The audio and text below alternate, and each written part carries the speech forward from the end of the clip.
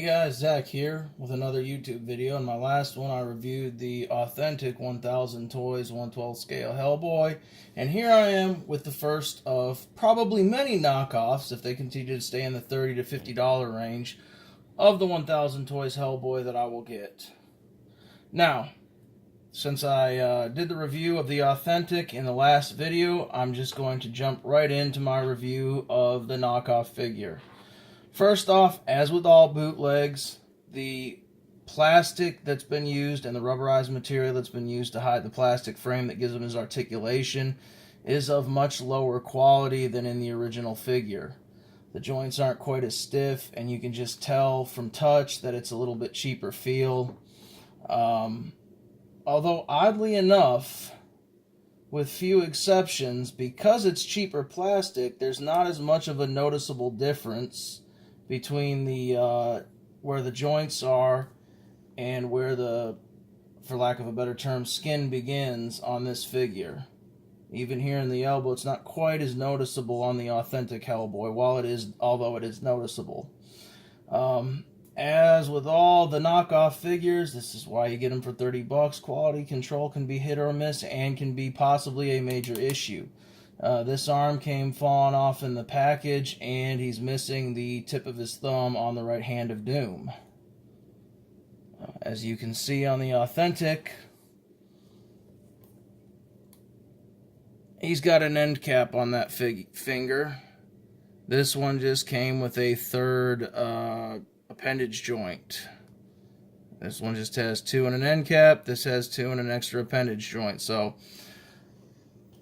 there you go, folks. Also, as you can see, the fit and finish on the trench coat is significantly worse. There's a lot of fraying. The edges weren't cleaned up as they were in this one. I mean, there's a little bit of fraying, but you can see even from in here, everything was just done a little bit better. Is that horrible? No. Can it be hidden? Yes. It's still got the wire insert, which is nice to articulate the trench coat. The paint applications are, well, they're not quite as good in some areas, you know, but this has got actually a ball joint. Oddly enough, it's got a different type of ball joint in the foot. They didn't paint that, and you get a little bit more articulation in the knockoff than you do in the authentic. But as you can see in the authentic, they just did a swivel joint, not a ball joint, and they didn't really paint that one in either, so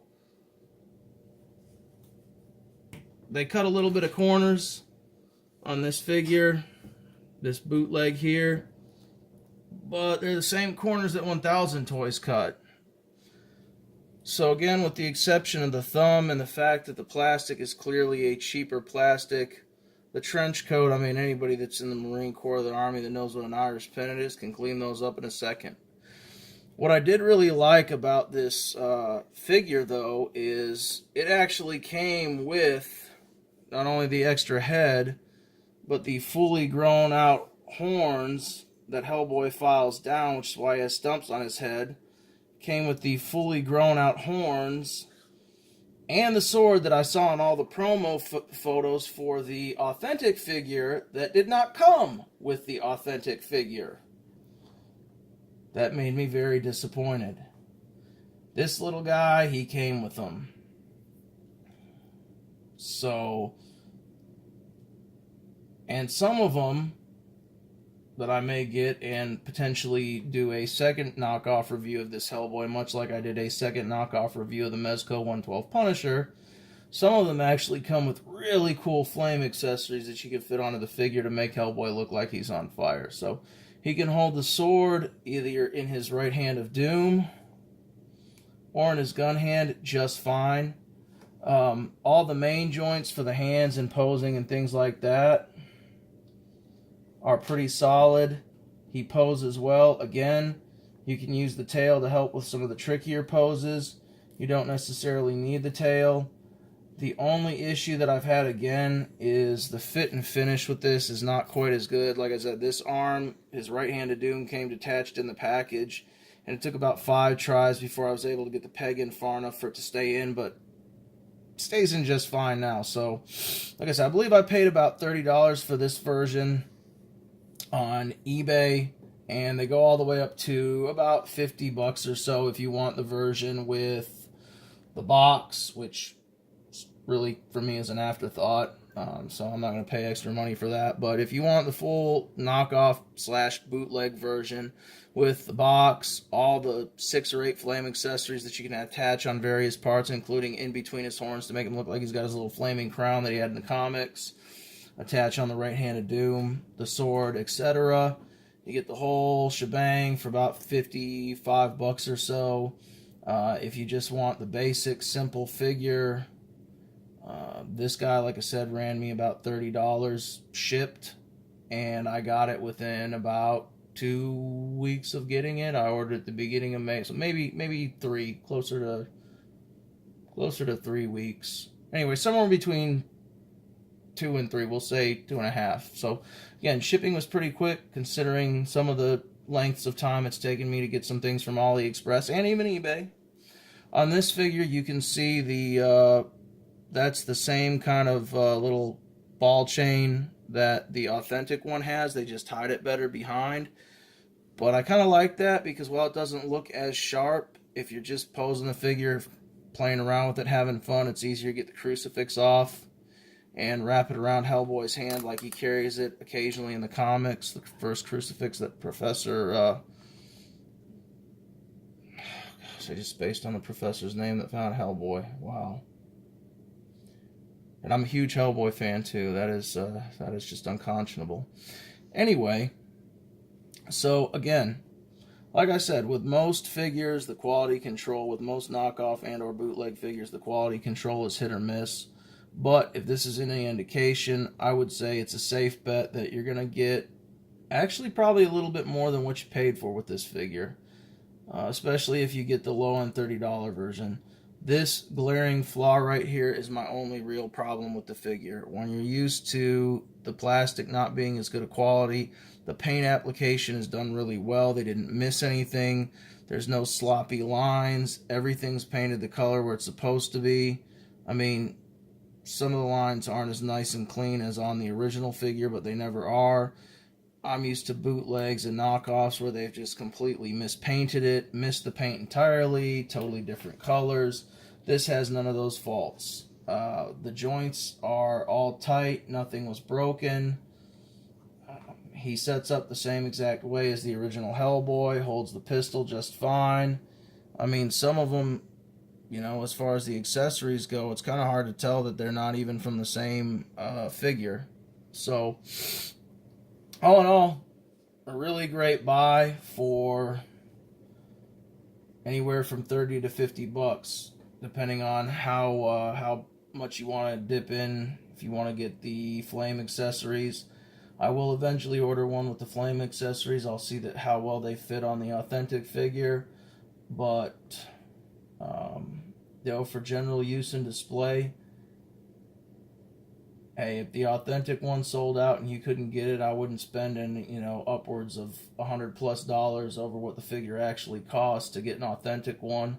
The bootleg is something that you can have just as much fun with. If you have an authentic one and you just want an extra one for display, customization, give your kids, I'm not going to spend another $100 for an authentic version. And before anybody wants to criticize me in the comments, I bought 2 Killies, both authentic, one to keep in the box, and one to open up, display, play around with, have fun with. So you can't say I'm not supporting the company.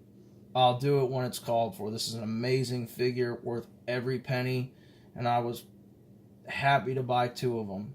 This guy, as I said in my last video, I have some issues with. I can understand $80 for the extra materials, but I'm wondering where the other 20 went. Especially considering that my $30 bootleg comes with a sword and his grown out horns. Although, again, I still have not heard from customer service as to whether or not that was some pre-order only like the Apamos, as I mentioned in the last video. So again, if you watch this video, don't watch the last one, let me know in the comments. Maybe you'll get back to me before customer service does. But in a nutshell, that is my first bootleg Hellboy action figure of the 1000 Toys Hellboy.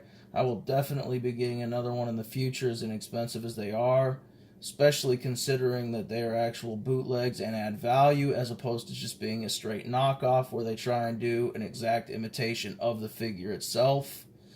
I think that's really cool.